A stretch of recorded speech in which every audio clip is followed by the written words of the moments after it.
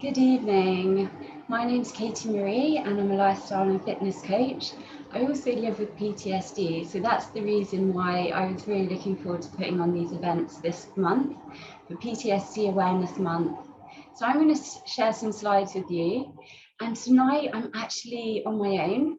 I am rebooking my speaker for tonight for a Sunday, so I'm really excited to be telling you about some of the different coping mechanisms that I learned about to relax my body and to deal with anxiety and to bring myself a level of balance. Oh, I should just say, so I've got my PTSD ribbon on, so I've got my minty green ribbon, and this is actually a band from SANE, who is a charity who, so it's changing mental health for good.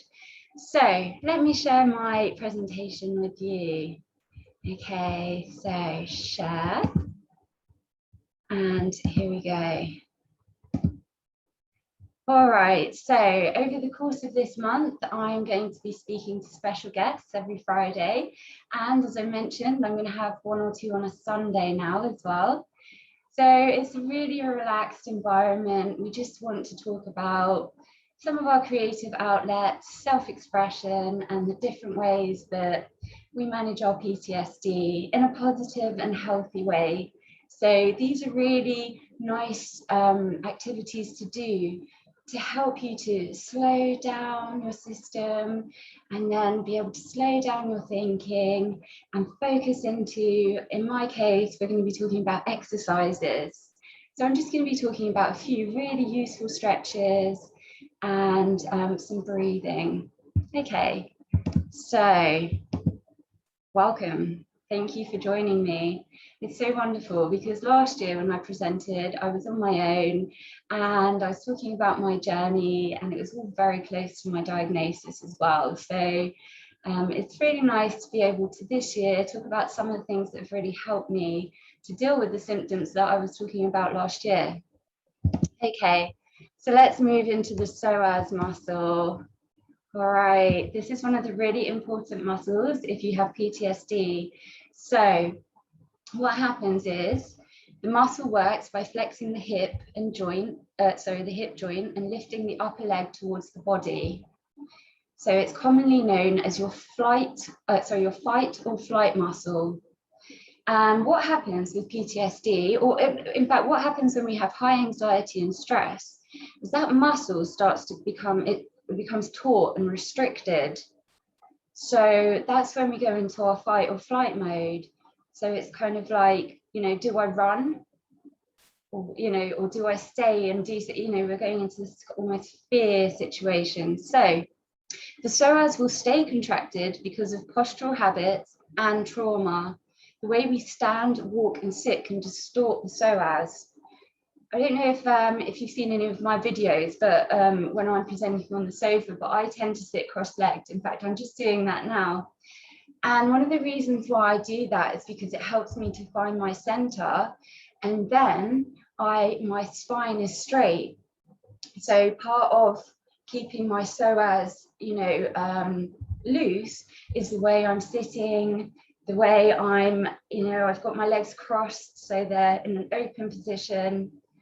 And I'm going to show you quickly one of the moves which I totally recommend. Now, it's not just for PTSD, as I mentioned, it's actually for high anxiety, stress. It's just a way of relaxing the body and being able to move past that situation and to, get that muscle nice and flexible. So let me move my chair. Okay, so let me show you this move. So as you see, the psoas muscle is running here. So what we want to do, see if I can get a better position so you can see me without just my body, maybe my head, no. Okay, well, anyway, this is the psoas muscle. So what we want to do is move it to the side. So if you do a gentle move to the side, side, side.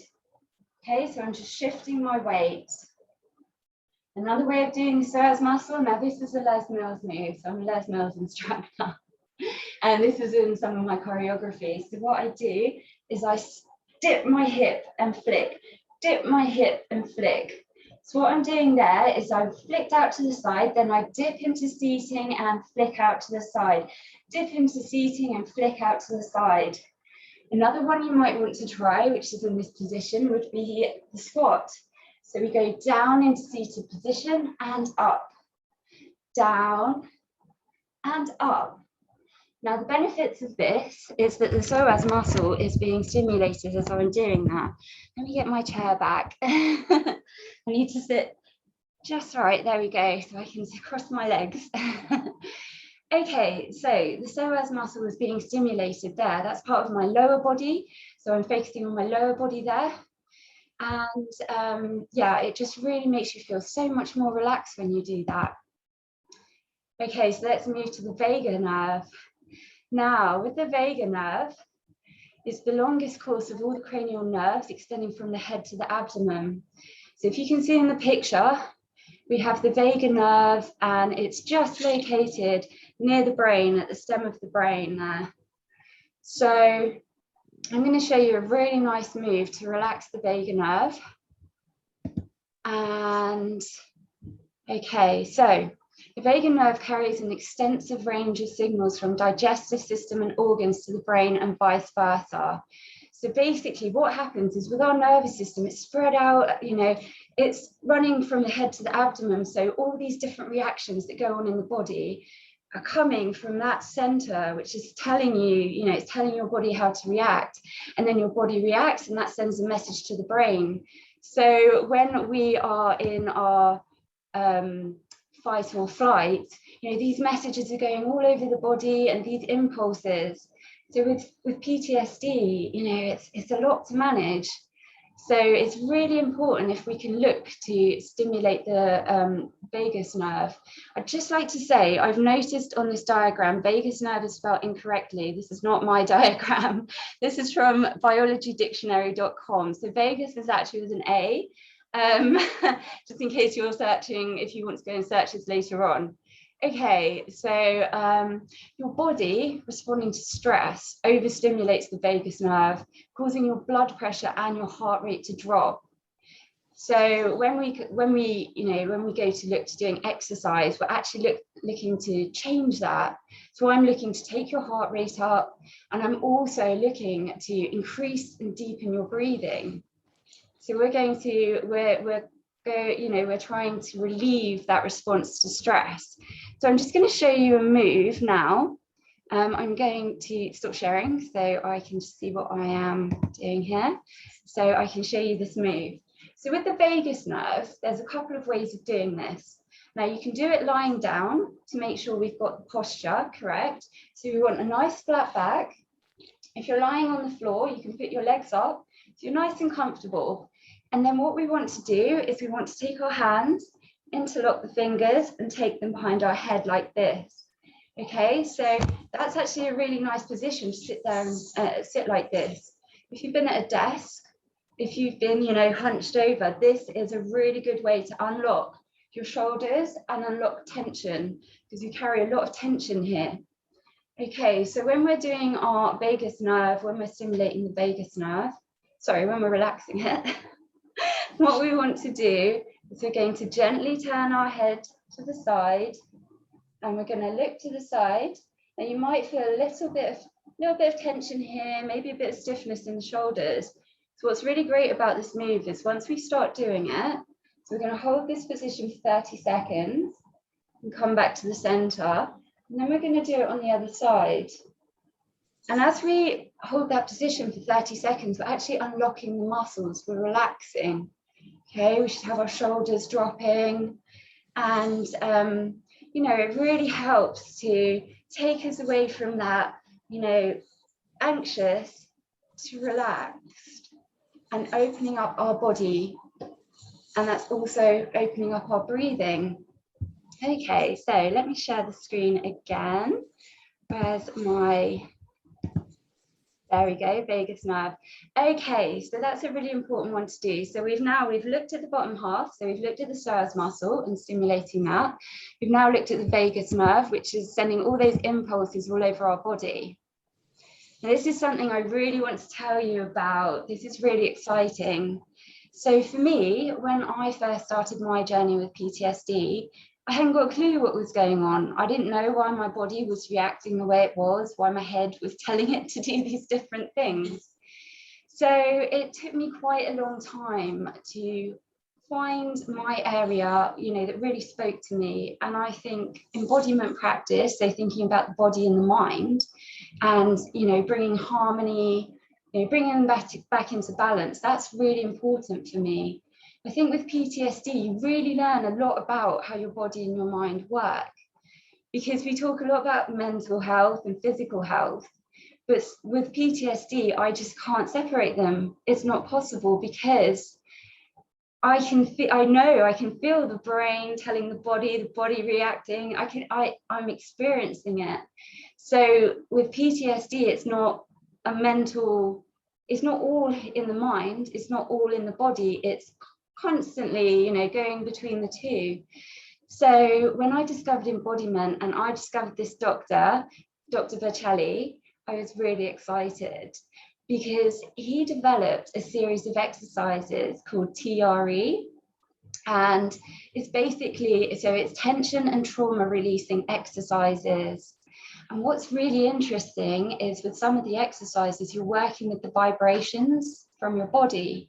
And I found with trauma, my body just vibrates, it's just always moving. And so these are really interesting exercises, because they're actually taking into account that state of being, and then working towards finding the balance. So I wouldn't, I think if you really want to look into TRE, there is professionals who teach this. You can look into a few simple exercises online, but I think if you really want to have some form of rehabilitation, it's really important to speak to to a practitioner, because what they'll do is they'll literally tailor it for you. So they'll think about, what really suits you. And I think that's the most important thing when we're dealing with PTSD, because it's not like sitting in a room saying, yes, I don't know, it's not like we're all sitting there saying, I've got the exact same thing. We've all got our own journeys which have led us to this diagnosis. So I think working with someone independently, just with you and them, is really a really nice way to kind of explore what's going on for you. Okay, let's have a look at the next one. So yoga. So yoga is really important as well. It's not something I practice myself.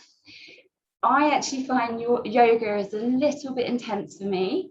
I'm very much into the dance and, doing high energy things, because yoga can really bring things up for you. And so for me, it's something that I work towards. So I do a lot of stretching and I do a lot of different things, but I do it in the mindset of it being exercise. Whereas with yoga, it's really interesting, there's a whole, different philosophies around yoga, exploring the mind and the body and the alignment between the two. So it is actually a really lovely practice. It's just too much for me. So yoga, the core elements of yoga practice, such as breath work, postures and meditation, they help us to equip ourselves with skills to handle stress and trauma responses. So trauma-informed yoga practice can strengthen the mind and body connection, helping to reduce overstimulation and reactivity and encourage relaxation. Okay, so that was a quote from, it was OG Yoga. So they're talking much more in depth. I'm just giving you just a little kind of entry there.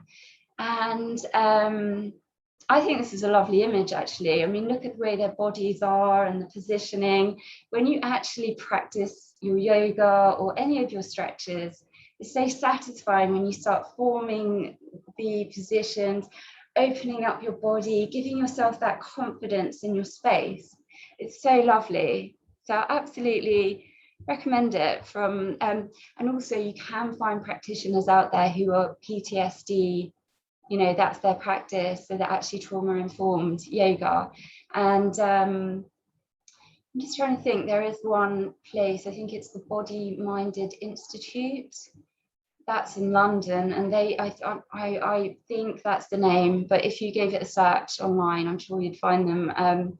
And the lady who's behind that, she's actually been through the experience of PTSD, and then she's gone away traveling to actually, learn these different yoga practices. So she's really fascinating, and it's definitely worth looking into.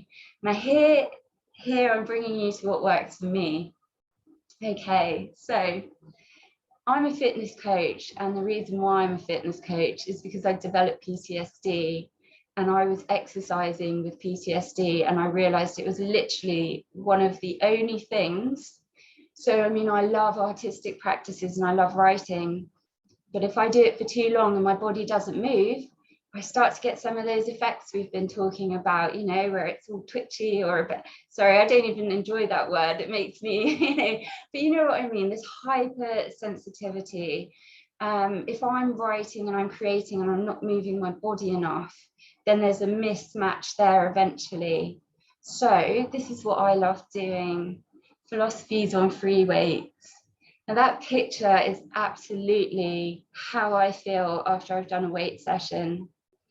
Okay, so I use weights to manage tics in my arms, to deepen my breathing, and to strengthen my core and posture. So we were talking about the vagus nerve, we were talking about the psoas muscle and how posture is really important for making sure that they're effective. So with the weights, I'm actually building that strength, that core strength, and my shoulders are in place, my head is up, and I'm breathing, and it's absolutely wonderful. So the tics in my arms, it's like electricity. When I put those weights in my arms, it's directing that energy. So it feels amazing. It just directs it. And so when I stop, I can be still. And, again, for me with yoga, if you told me like a year ago to lie on the floor still, I couldn't. I was vibrating. And I didn't know about TRE exercise. But what I did discover is my weights, and also, some of those exercises like if you do squats, for example, again, moving that psoas muscle, flexing it out. Those are the things that mean that when you tell me to lie still, I can actually lie still. Okay, so if you're like me, you have a condition that affects your nervous system, so free weights can give you real relief. So that's one of the things that I really like to talk to people about when it comes to weights. And also muscle relaxation. So let me do a muscle relaxation. So again, if you're in the office, you're in the artist studio, wherever you are, you might not be able to get a set of free weights and start moving. You might not want to at work, not everybody feels confident to do these things in front of everybody else. I've actually developed, so with prior to PTSD, I might have said, oh, I want to do this thing, but I'll do it at some point.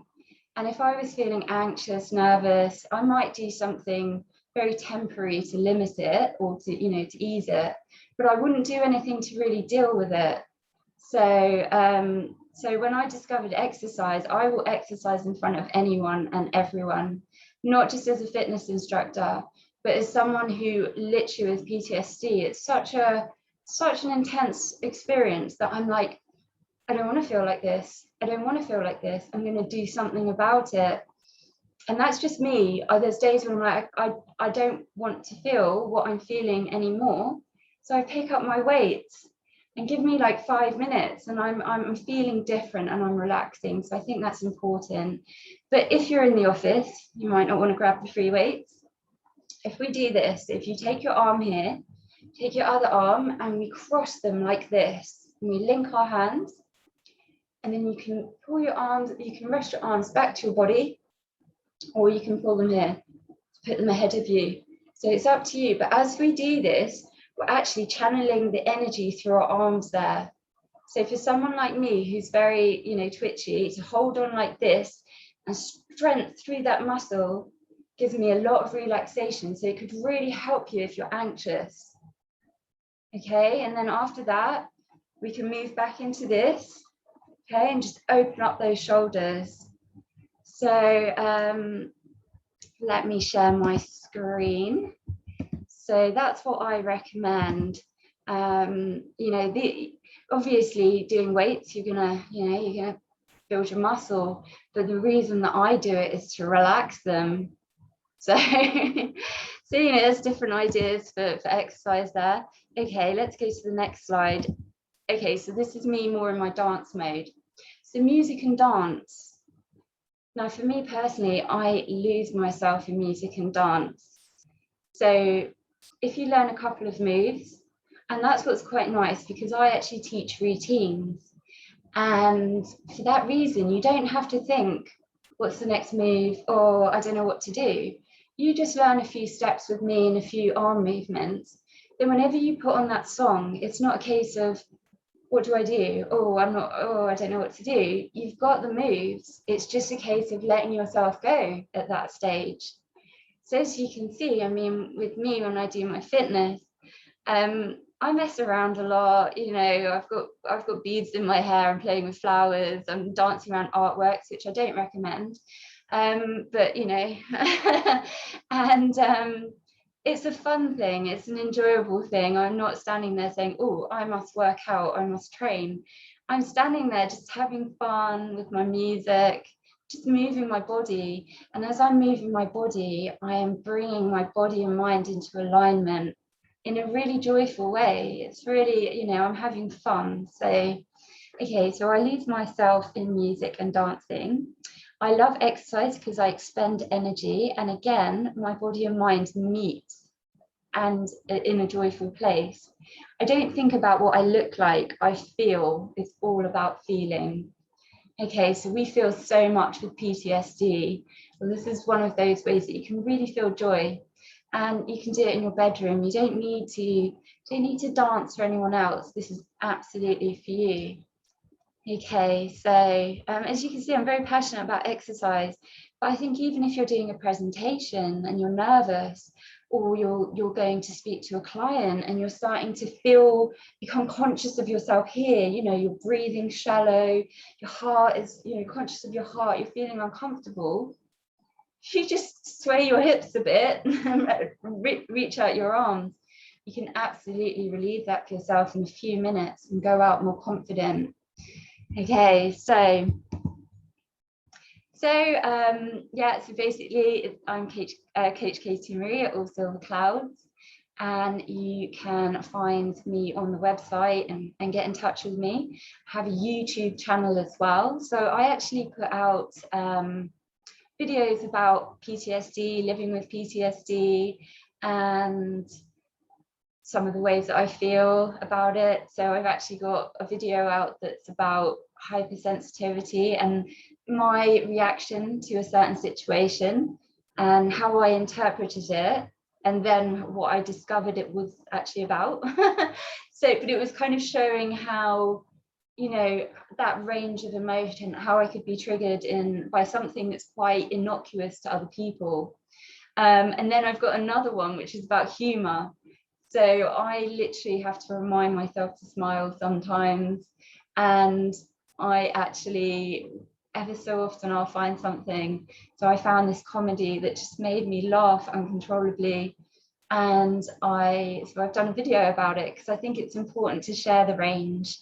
I'm not always upset, and you know, sometimes I'm like really so excitable, like I'm not containable. So, you know, it's a whole range. Okay, so there's the end of my share. Now, let me see if we've got any questions. Oh, yes.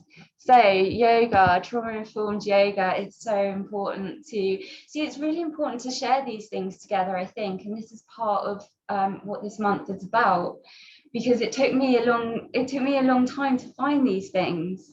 And I think also, you know, I was really lucky to go to a conference. So I actually met the Dr. Bercelli, who devised TRE Exercises. I spoke to him. It was amazing. And, you know, I spoke to a neurologist. I spoke to various different practitioners in NLP, somatics, I mean, all these words, you know, and it's like, whoa, what's all this stuff? But I think that's why I want to kind of share this with other people now, because it took me quite a while to find it. And it's just so helpful. So yeah, okay, well, if we haven't got any more questions, I was thinking this is a short one, so I'll just end the recording now. Okay.